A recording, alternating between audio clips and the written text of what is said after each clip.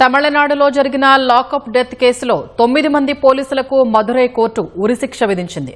ఒకేసారి 9 మందికి న్యాయస్థానం ఉరిశిక్ష విధించింది. 2020లో సత్తాంకుళంలో తండ్రి కుమారుడు జయరాజ్ ఆయన కుమారుడు బెనిక్స్ పోలీస్ కస్టడీలో చనిపోయారు. కరోనా నిబంధనలు ఉల్లంఘించారని జూన్ 19న పోలీసులు అరెస్ట్ చేశారు. లాకప్లో పోలీసులు కొట్టిన దెబ్బల వల్లే ఇద్దరూ మరణించారని ఆరోపణలు వచ్చాయి.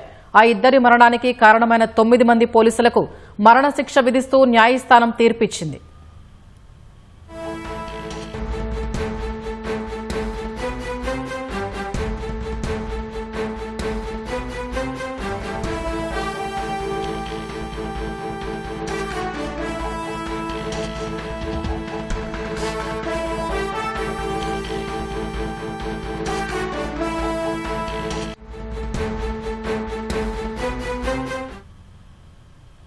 తమిళనాడులో జరిగిన లాకప్ డెత్ కేసులో 9 మంది పోలీసులకు మదురై కోర్టు ఉరిశిక్ష విధించింది.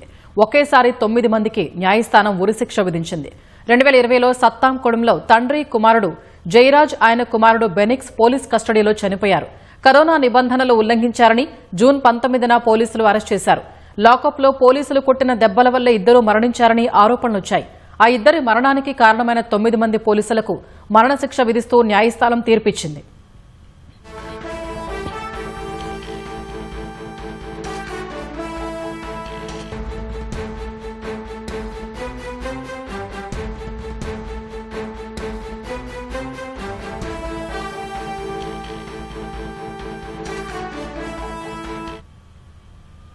దేశవ్యాప్తంగా సంచలనం సృష్టించిన 2020 నాటి సత్తాంకుళం లాకప్ డెత్ కేసులో మదురైలోని 1వ అదనపు జిల్లా సెషన్స్ కోర్టు సంచలన తీర్పు వెలువరించింది.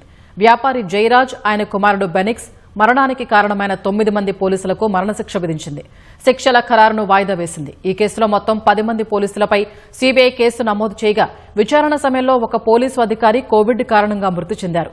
2020 జూన్ 19న జయరాజ్ను పోలీసులు అదుపులోకి తీసుకున్నారు. అతడి కుమారుడు బెనిక్స్ పోలీస్ స్టేషన్కు చేరుకుని తన తండ్రిని ఎందుకు అరెస్ట్ చేశారని ఎస్ఐను ప్రశ్నించాడు. దీంతో పోలీసులతో ఎలా ప్రవర్తించాలో బుద్ది చెబుతామంటూ ఇద్దరిని రాత్రంతా విచక్షణారహితంగా చిత్రహింసలకు గురిచేశారు. బాధితుల గాయాల నుంచి కారుతున్న రక్తాన్ని వారితోనే తుడిపించినట్లు విచారణలో వెల్లడైంది.